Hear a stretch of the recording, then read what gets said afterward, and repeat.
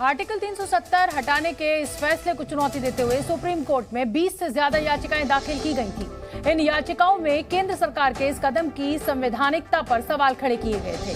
Supreme court की इन याचिकाओं पर 2 अगस्त से रोजाना सुनवाई होगी।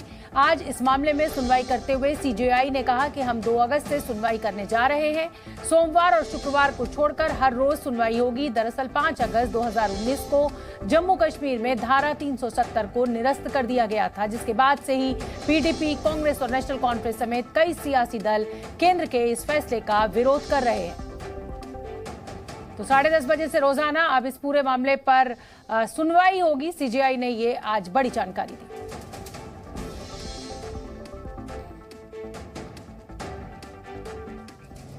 वहीं इस मुद्दे पर नेशनल कॉन्फ्रेंस नेता उमर अब्दुल्ला ने कहा है कि 370 पर उनका केस मजबूत है। अब्दुल्ला ने कहा कि जो कानून की धज्जियां उड़ाई गई हैं उसका जवाब सुप्रीम कोर्ट से मिलेगा। उन्होंने कहा कि कश्मीर इस मुल्क का हिस्सा है। अच्छी बात है, देर आए दुरुस्त आए।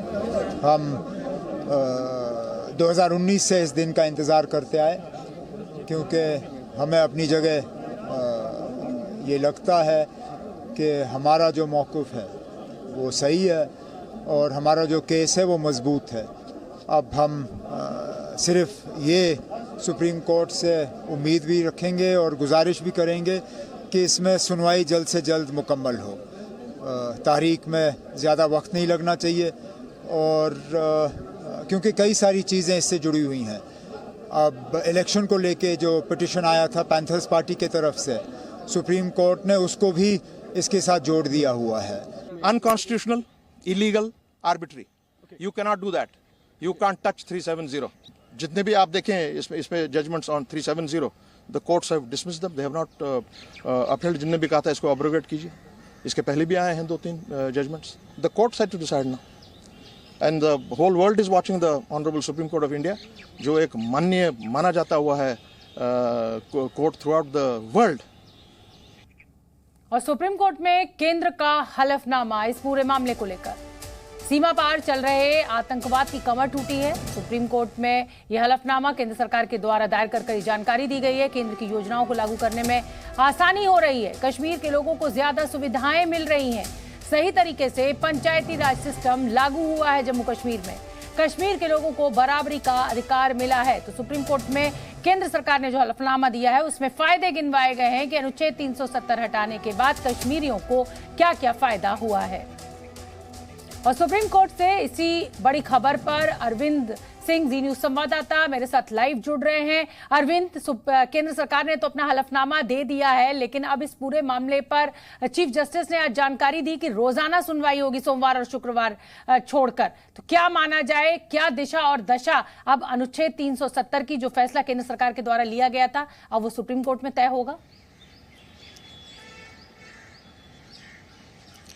बिल्कुल शोभना, आपने जिस हलफनामे की जानकारी दी ये सरकार की तरफ से दाखिल जरूर किया गया है, लेकिन संविधान पीठ ने साफ किया कि इस हलफनामे पर सुनवाई के दौरान विचार नहीं होगा। वो इसलिए क्योंकि इस हलफनामे में सरकार ने ये बताया है कि आर्टिकल 370 को हटाने का जब फैसला लिया गया उसके बाद पिछले 4 सालों में जम्मू कश्मीर की तस्वीर कैसे बदली है। लेकिन सुप्रीम कोर्ट में जो याचिकाएं दायर की गई हैं, जो 23 के करीब याचिकाएं हैं, उसमें संवैधानिक सवाल उठाए गए। उसमें सवाल ये उठाया गया है कि एक संवैधानिक प्रक्रिया को दरकिनार करके सरकार ने फैसला लिया। तो सुप्रीम कोर्ट में जो विचार अभी सुप्रीम कोर्ट को जो करना है वो इस बात पर करना है कि क्या सरकार ने जो फैसला लिया उसमें संवैधानिक प्रक्रिया को तो दरकिनार नहीं किया था। और यही वजह है कि आज जो सुनवाई हो रही थी तो जस्टिस संजय किशन कौल ने इस पर सवाल उठाया कि आखिर अब सरकार की तरफ से जो नया हलफनामा दाखिल किया गया है क्या इसकी वाकई जरूरत थी, क्योंकि दूसरा पक्ष अब इसको काउंटर करेगा। तो इस पर एसजी तुषार मेहता, जो कि केंद्र सरकार की तरफ से पेश हुए थे, उन्होंने खुद यह साफ किया कि हलफनामे का मकसद सिर्फ इतना भर था कि जम्मू कश्मीर के मौजूदा हालात क्या हैं, लेकिन इसको लेकर के जो याचिकाकर्ता है उनको जवाब दाखिल करने की जरूरत नहीं है। और जब संवैधानिक सवालों पर कोर्ट के अंदर जिरह होगी तब खुद केंद्र सरकार अपनी दलीलों का इस हलफनामे को आधार नहीं बनाएगी, यानी तब सिर्फ संवैधानिक सवालों पर विचार होगा। हालांकि इस हलफनामे के जरिए सरकार ने एक नैतिकता की लकीर जरूर खींचने की कोशिश की है कि किस तरीके से आतंकवाद की कमर टूटी है राज्य के अंदर और किस तरीके से शांति और प्रगति की तरफ। और आप बड़ी जानकारी समय में अपने दर्शकों को भी बता दें, जो कि जी न्यूज संवाददाता दे रहे हैं कि सरकार ने ये जो फैसला लिया है, संवैधानिक पीठ इसकी पूरी सुनवाई करेगी और संवैधानिकता पर बात होगी कि क्या सरकार को, केंद्र सरकार को यह हक भी है कि वो इस तरह का फैसला ले। हम आपको बता दें कि जम्मू कश्मीर के पूर्व मुख्यमंत्री और नेशनल कॉन्फ्रेंस के नेता उमर अब्दुल्ला ने कश्मीर को लेकर केंद्र सरकार पर जमकर निशाना साधा। सुन लेते हैं एक बार क्या कह रहे हैं।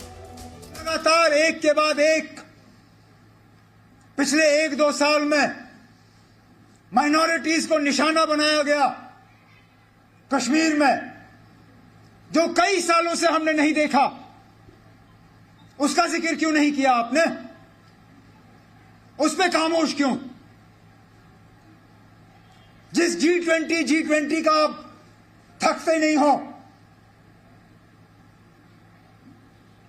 ढंडोरा पीटने में, उसके साथ ये भी कहते ना कि उस मीटिंग को वहां करने के लिए आपने श्रीनगर के लोगों को घर में कैद रखा। आप क्यों नहीं लिखते हो?